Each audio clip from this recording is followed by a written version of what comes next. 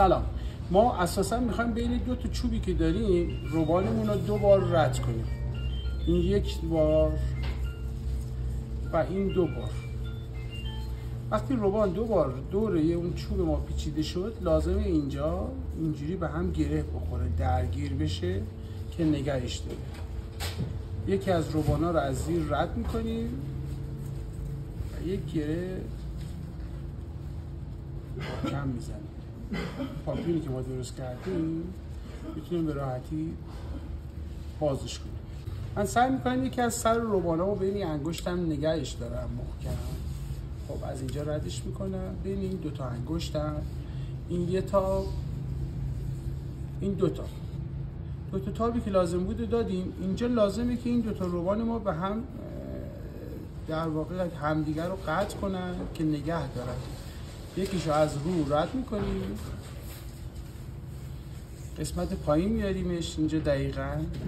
من با بستن انگشتام باعث میشه که پاپیونم دیگه حرکت نکنه. یک گره اینجا میزنیم، سفتش میکنیم به این شکل.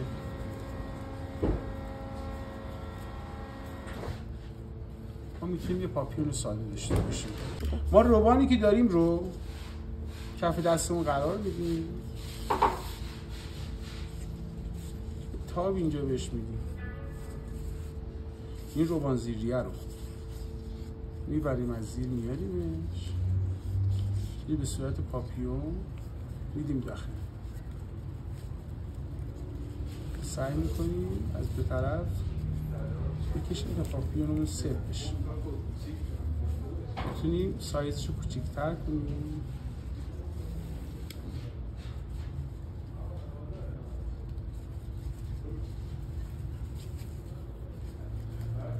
سفتش میکنیم. به این شکل میتونیم یه پاپیون داشته باشیم.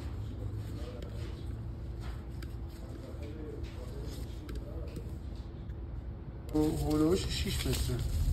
به این شکل وسطشو پیدا میکنیم. یه تا میزنیم، تای دوم. باید سعی کنیم 2 تا پاپیون دیگه به یه اندازه باشه.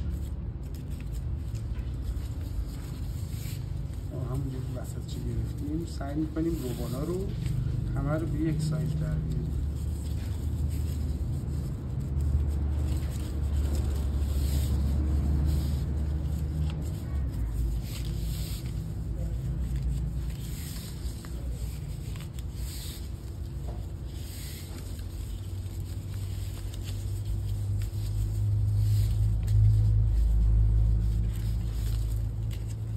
بعد پاپیون رو میتونیم آویزم درست کنیم.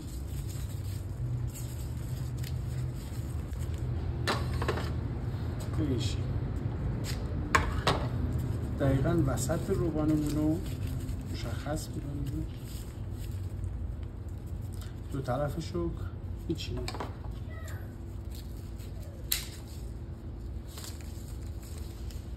از روبانمون یه سیم رد میکنیم از وسط روبان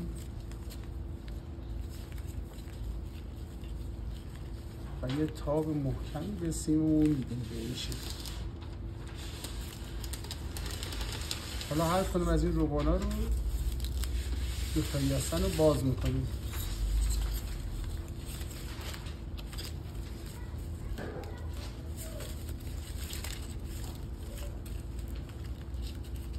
باید مراقب باشیم روبانمون رو خیلی محکم نکشیم و روبانای اون سمت به این سمت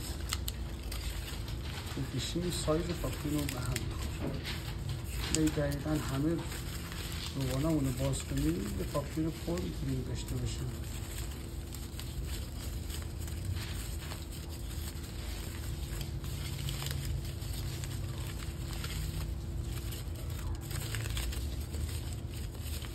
به همین راحتی میتونیم یه پاپیون پر درست کنیم.